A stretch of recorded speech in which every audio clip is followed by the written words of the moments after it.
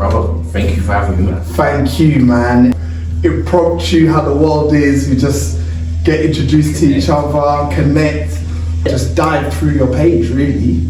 And obviously, relationships are important. Rosina knows what I'm doing, obviously knows what you're doing, connected us. So straight away, I was curious and wanted to give you that time. But then I just delved into your page and I was just like, this is someone that knows what we're doing, knows what needs to be done, and is putting himself out there. So it's just, I'm so thankful that you came. No, I appreciate you getting back to me, man. Same thing in regards to going on your page as well. As soon as I was introduced to your page, scrolled through, I was like, he's on mission, he's on job. It's all about purpose. There's no distractions, do you get what I mean? And recognize real. You can see it. No, it was a virtual connect for me. Do you see what I'm saying? So I'm just glad that we're in the flesh, and I'm just excited what might come later on. But I'm just really happy that you agreed to come and chat with me and chat with us. So just for everybody, this is the Break the Silence podcast. We talk about everything to do with masculinity and the journey of manhood. And in this particular series, we're still exploring exciting, interesting men, being men, and hearing their stories. We're in a place where slowly people are building the confidence to share their story, men in particular, understanding that the challenges, the hurdles, the successes are worth telling, and there's power in it. And hopefully you're gonna be able to do that today and just model for people that this is something that should be something that we're doing all the time with your brothers, with your colleagues, with your family, sharing your story, owning your story, and really using that to make those steps forward to become a good man. So please introduce yourself, your credentials, and let us know what's your story. Man, my name is Aaron Asomdwe, formerly known as Aaron Barnett Clark. Me and my wife changed our name upon our marriage. We discarded our European names. She had a European name that she had taken off from the Caribbean as well, and from her Caribbean heritage, and we discarded it. So we're the Asomdwe now, going on 2 years. Wow. How did you pick the name? So Asomdwe, we spent a lot of time in Ghana, West Africa, together, and that was a very special place for us in regards to our healing journey, just as people in general. And we spent a lot of time there, we loved it, and we thought about, the name itself means peace in tree, and we thought about our mission as a couple and what that meant to us. And something that's always grounded us throughout our relationship has always been peace. It's not about if it makes you happy, if it makes me happy, or you sad or me sad. It's about, does it bring peace? And that's our overarching anchor. And in regards to starting a family with each other, we always said that we want that for the family, we want that for our future children. And we want to be able to give them peace and give them the tools to always find their way back to peace when the world throws at them, whatever it does. And so for us, it's beautiful passing down finances, land, houses, and anything else material, but we was like, they gotta have the tools for peace. And if they have that, and so we thought peace in name, peace in nature, they can't go wrong. Wow, I must say that is so powerful. So that's me, man, Aaron Asomdwe, and I run a community fitness club called Maroon Fitness, named after the Maroons of the Caribbean and in South America. And that was me just paying homage to my lineage, to the stories that are untold of our people having courage, doing anything to hold on to their heritage, whether it be going to war and winning and beating British colonies, for example, or putting their life on the line for others, so forth. There's a lot of stories that are untold. So with our community club, me, my wife, and my good friend founded in lockdown 2020. It was just a response to lockdown. We saw what was going on. I just came back from my first trip to Ghana. I had an energy in me, man. I saw what happened. I came right back into the lockdown. So I was just like, no, I can't have this. If this is the end, I'm going out with a bang. I'm not going down without a fight. So I thought, what can I do to fight back? And I have a background in sports, pro basketball. Oh, nice. So I've always been training. So I said, all right, I'm applying my training to my community. I'm keeping everyone strong. We're gonna fight this together. Come from Lewisham, Southeast London. And so every day I'd be out there training, me and my wife, and then my friend as well. And then one person walking along, we said, we'll train you, another person, until it grew. Until we had trained over 300 people in the space of months throughout our community, completely free, every day. We started off every day, 7 days a week, out there, training all afternoon, literally. And this grew, that was before we even had a name, and this grew. Now we're an established and go into different communities across London, across the country, of course back to West Africa as well. It gave me the juice, you know what I'm saying, and inspiration. So yeah, we've done classes there as well, and we just continue to push, working with mental health wards within the NHS for people that really need it, you know what I mean. Well, schools, community centres, senior homes, and yeah, just keep pushing. Epic. It was a special time, lockdown, for many a reason, but for some people it was a moment of and creativity, and just so glad that you latched onto that. Likewise, man, it was definitely a moment that it can't be repeated in the same way, but it backwards against the wall as people. I felt that because I was working in the entertainment industry at the time, and it's a completely different field to the wellness industry. And I remember when it happened, I just thought to myself, everything I've done in the entertainment industry over the last 10 years, I've been worked for a bunch of different music companies, my own media company as well at the time, off the back of me doing a great event called Audio ID with Ashley Waters. But I just thought to myself, none of that matters. What's happening in the world right now, none of that, what I've been working on, can actually do anything for anyone right now. It's not going to open up the shops. It's not going to allow people to see their families. And it was just almost like a calling. I thought, I got to really be useful in this time. Be a vessel for reinforcing habits, and then it was every month. The change that I want to see within my community, especially with everything being down like that. You kind of see the world for what it is. When you close everything, you can't eat what you want, you can't go where you want, you can't see who you want. You see the world for what it is, and I had that clear cut.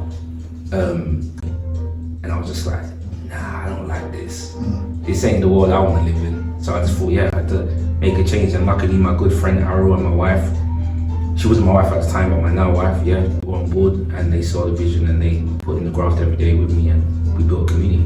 Wow, that's epic. Wow, I'm kind of jealous that I'm not part of this community. No, you are, man. I'm here right now together. That's it. It's, one thing that we say with everyone that we work with is having the maroon mentality. And the fact that you got up off your own back, had the courage to bring, I've seen your page, brother, bring so many different good men together in different ways, and young boys as well.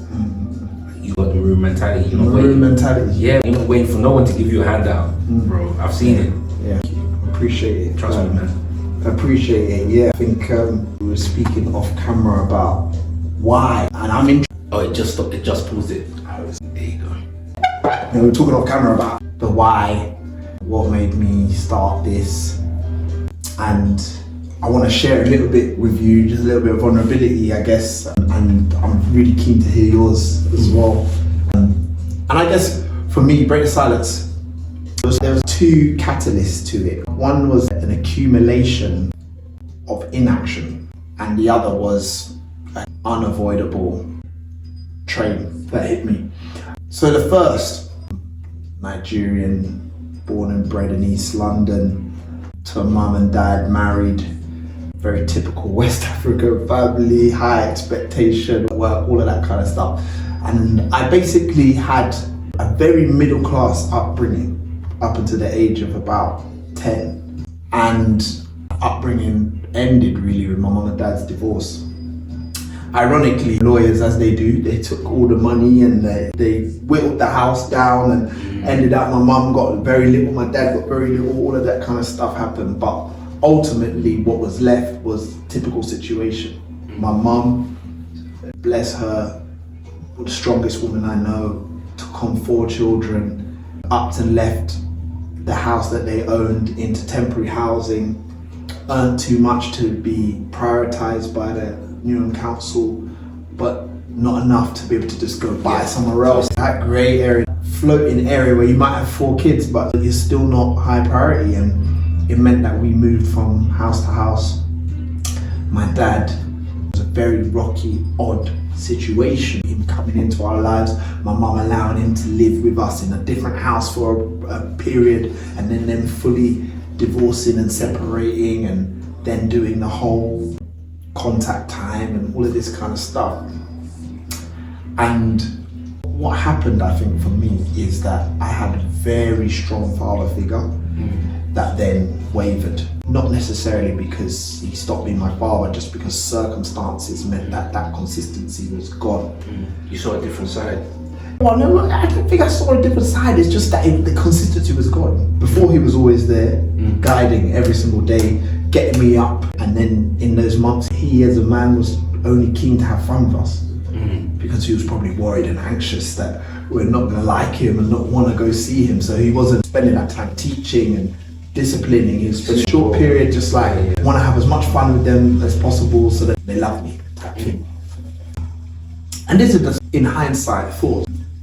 But I realized when I got to probably about 21 that there was a big gap, vacuum of guidance on manhood.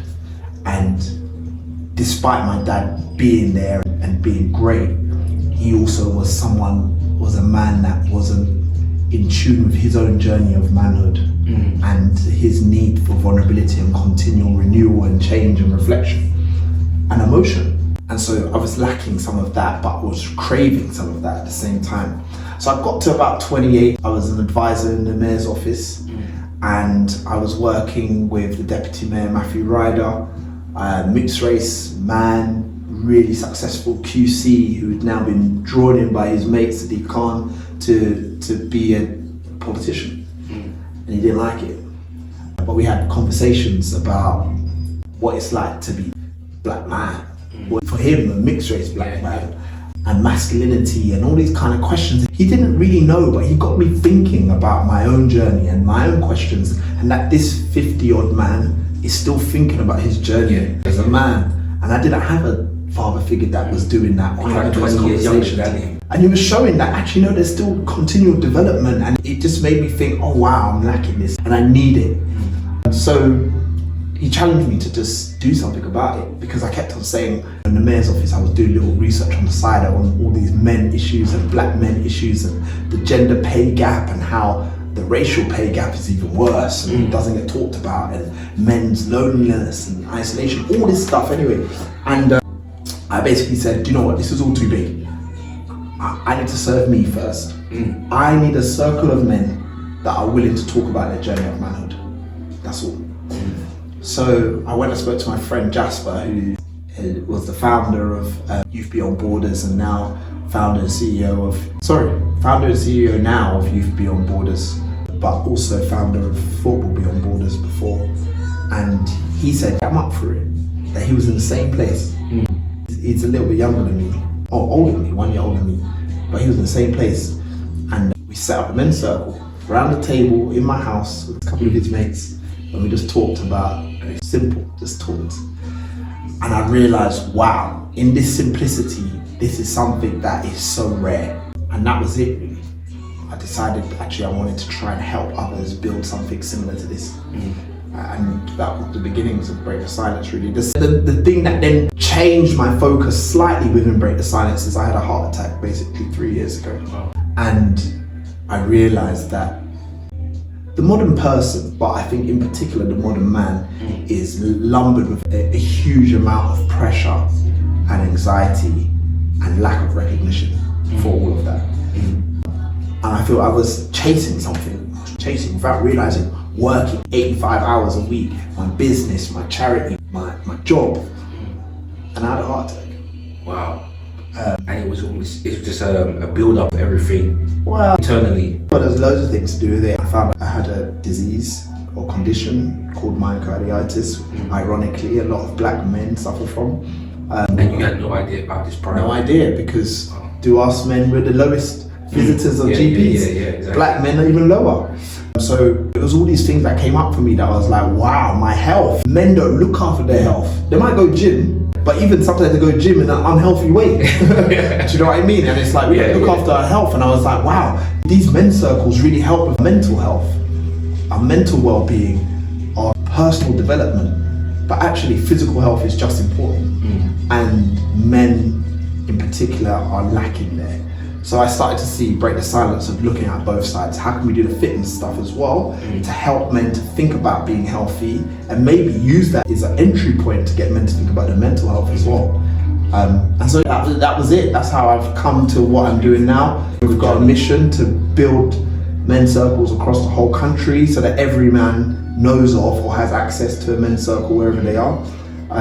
And we're seeking to change the narrative on manhood, so that when people think of toxic masculinity, they also think of healthy masculinity. Exactly. And have an idea of exactly what that looks like.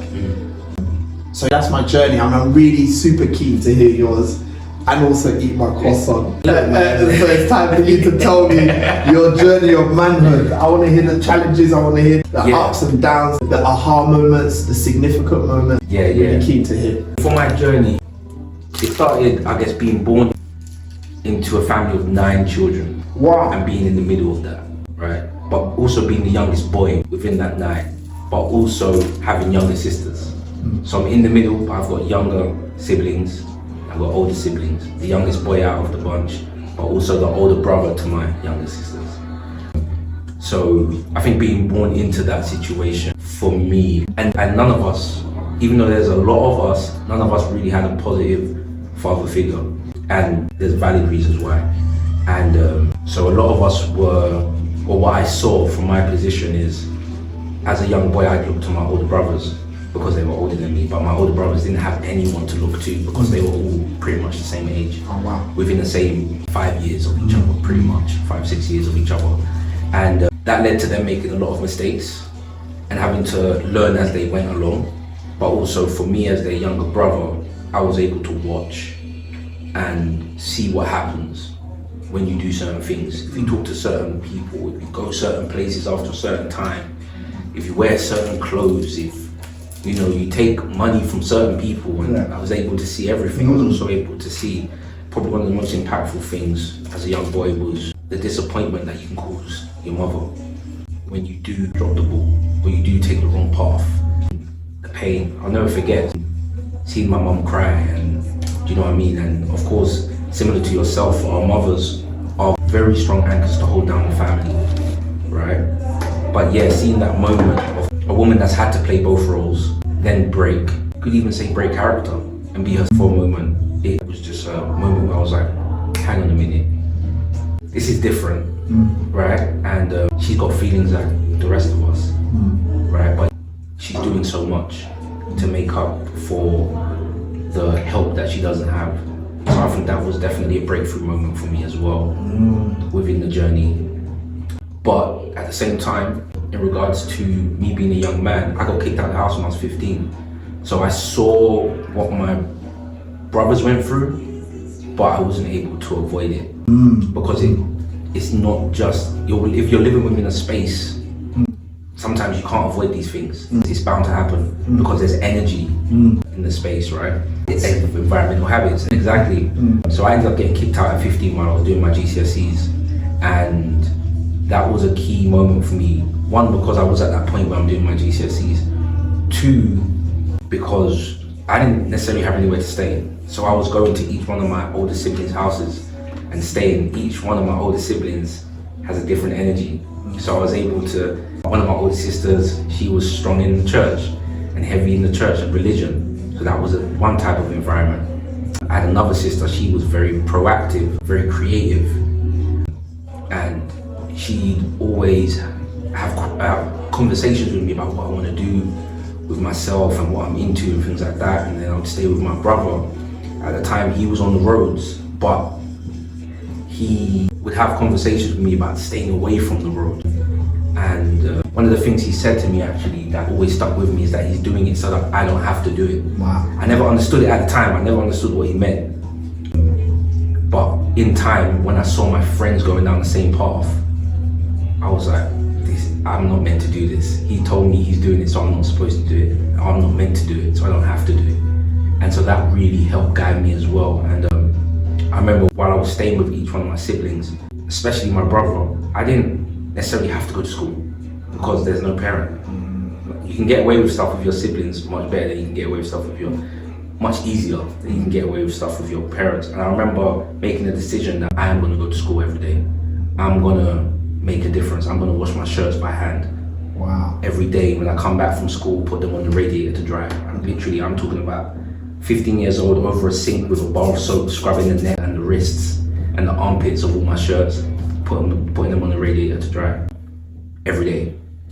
And I stuck at it. I was on a mission. I wanted to prove to my family, prove to my neighbors, prove to everyone that I know what I'm doing. I am on the right path. I'm not a bad person. I'm not a bad child. Because that's how your society can make you feel when you grow up in certain environments. 1 minute they love you because you're cute and adorable and he's just playing on the wall and climbing fences, and then you just turn a certain age and it feels like your community turns their back on you. Because you're wearing a hoodie, it's seen as a threat, and you don't know how to feel about these things, and no one's explaining it to you, and you can just start rejecting people because you feel rejected. Mirror. Yeah, it's a mirror. Mirror. And so I went to school every day. One thing I regret is not telling a teacher that I was homeless. Wow. I didn't feel like I could tell anyone, and I felt like I had to keep it to myself. I don't know why. Maybe because as I thought about it over time, it's because I thought it was the norm. I'd seen my siblings get kicked out. I thought it was the norm.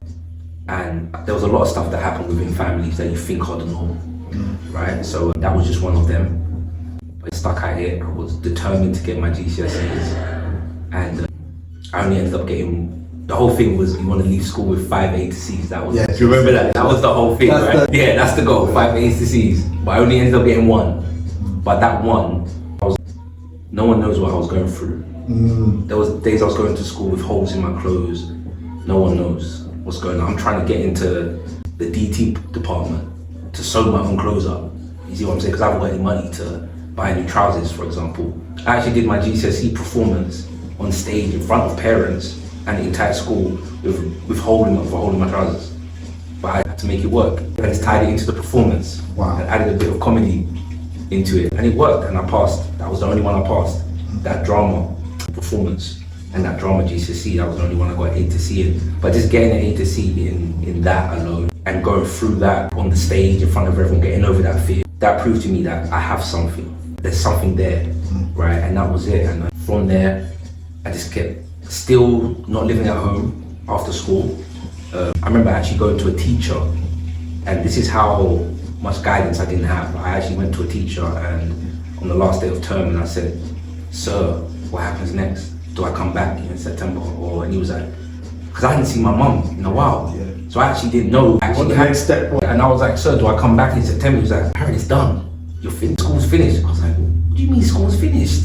School can't be done. I know you said we have our GCSEs, but I couldn't believe it because I'd never had that conversation with an adult." Wow. But so it was, at the time it was very lonely, but I was determined to make something of myself. I had a lot of conversations on my own certain nights, you know what I mean? When I'm traveling from one sibling's house to another in the middle of the night, sitting at the bus stop now. I got, you know what I'm saying? I got to do something. That is powerful, man. This is all before it. By the time I was 16, I was signing on. I was going to the job centre at 16 and going to college because I wasn't living at home. So even that, having students going home to their parents, but you're going to the job centre to sign on, and then you're going to the job centre and you're seeing the type of characters that are there. It's a wake-up call. You don't want to be that type of, you know what I mean? Because you're seeing people that are addicted to substances, and you're standing out there in the morning with these adults, and you're 16 and you want to sign on before you, so you can get back to college, and so all of these things. But it opened my eyes. Good crossover. Very good. I saw all it. I just didn't want to make the mess. Or cut this. That was it. My eyes were open. That's one thing about the upbringing that I had, is that I felt like the world was exposed to me, and from that I was able to make clear choices. After that, I ended up actually failing college quite a few times, but I just kept going back because I was like, I know that the government's going to pay until I'm 18. So I went, I failed, I took a year off, didn't know what to do with myself. I went back, I failed 2 more times at a different course. Then it got down to the point that now I'm about 19 years old, and I said to myself, no, that's it, you're about to turn 20. My mom gave me a chance. She let me come back in the house, and she said, if you turn 20 years old and you ain't in education and you ain't working, you are out. And I knew what that meant, because I'd already been out as a 15-year-old, but people had mercy for me because I was 15. And I knew if I go back out now at 19, it's going to be a different ballgame. I'm on my own, and I'm going to turn 20. That's not cute. You know what I'm saying? That's not cute. You know what I'm saying? No one wants a 20-year-old sleeping on their chair. That's not charity. Yeah, helping a little young man. I knew I live in this environment like everyone else, and I've got 3 older brothers. I knew what happens. What happens is I get kicked out at 20 years old, 19, 20 years old. I get put into a hostel. I start shotting, and then you just go down the rabbit hole and you follow all. I knew already, and for me, so when my mom said that was a life or death moment, I saw that as life or death. She said to me, either you're gonna pick life or you're gonna pick death, because I knew if I leave that house and I put this ambition towards doing the wrong thing, I'm going down, because I know I have a lot of ambition, I got a lot of drive. But if I put that into illegal activity, I'm going to jail. I'm on a one-way. Do you know what I'm saying? And so I said I'm going back to college. It's my 3rd time now. I got the money together, went and got myself a security job. Went back to college, man, and I just studied my ass off. And I would stay after school to talk to teachers. I didn't enjoy the environment of school, just the setup, that learning style. I was better learning on the job with my hands. So I would like stay behind after school, talk to teachers about their weekend and things like that. But while we're talking, they're helping me do my work at the same time, right? So just little things like that, I realized you can actually just be personable, and that the system is actually controlled by people. That's when I learned that. The system, as much as there's titles and machines, the system's controlled by people. It's always humans behind it, no matter what. And so I just continued to build relationships with teachers and other students that maybe weren't from the same background as me, but just be personable. Managed to get through, and then at that point I was determined to be the first son of my mother's to go to university. But then I had to be honest with myself, and I knew that wasn't my style. That's not how I enjoyed learning. So just stop you. College, you just skipped past it. I just got through that in the way you said. You passed though. I eventually passed. You passed. Yeah. That's a big deal. Your story and your life, that's a big deal. It was about you picking life and saying, I'm going for the 3rd time. This is 4th time almost. And doing it. I don't know how that must have felt for you at that point. It felt surreal when I got this certification and it had said that I passed, flying colours. I could not believe it. It felt mad, and I'd been accepted into a university, and I still couldn't believe it. But I knew that I got a decision to make now. Do I want to continue this journey? I had to be real. Why did I do this? I did it to prove a point. I didn't do it because I loved the subject. I did business IT. I didn't enjoy it at all. I did it to prove a point, and I proved that point. But now I was going to uni now to study music industry management. But I thought to myself, I don't know if that's what I want to do. It cost a lot of money. I just went up to $9,000 a year, $9.5 grand a year, just went up. So what I'd done was I snuck in to the dissertation, the exam of the course that I was doing. So that's the exam that I would be doing in 3 years. Wow. And I snuck into the exam, and I sat at the back of the room and I watched the exam, and I watched the presentation that all the students done. And I thought to myself, I don't like this. I don't like it. So I got to see it, and no one knew I was in the back of the room. I just watched everyone give their presentation. I didn't like that. I love music and I want to work within the industry, but I don't want to be that guy. I don't want to be the number crunching guy. I don't want to be the graphs and the charts. And there was no music, right? So anyway, I left. I just have to mark that. The level of curiosity and boldness to just say, do you know what I'll do? I know what I'm gonna do. I'm gonna sneak into the exam. It's just giving me such a picture, that mischievous. Yeah, but they don't. This society doesn't champion that. Yes, it doesn't champion that, because that's having that type of initiative is what keeps a young man or a young woman from falling in line. It makes them want to create their own table instead of sitting at someone else's table, right? But from there, I realized that no, that's not for me. But I still gotta go. And I realized, all right, I'm gonna do the internship route. So I was working security shifts all through the night at that point. And so what I would do is during the night, I would type up cover letters and introduction letters. And then in the morning when I finished at 7 a.m., because I would do 7 till 7 a.m. in the morning, I'd click send so that my email was the first one in their inbox. All the music companies all use LinkedIn, and all the A&Rs and the execs and all of it. And I hardly got any replies back. There was actually Dave's manager, Benny Scott. He got back to me. He was one of the only people that got back to me and was just like, look man, just keep on. And so just getting that, he wasn't Dave's manager at the time, he was an A&R for Island, but just getting that email back from him, I was like, I'm doing something, right? Yeah. So I continued doing security. I didn't get any of the internships I applied for.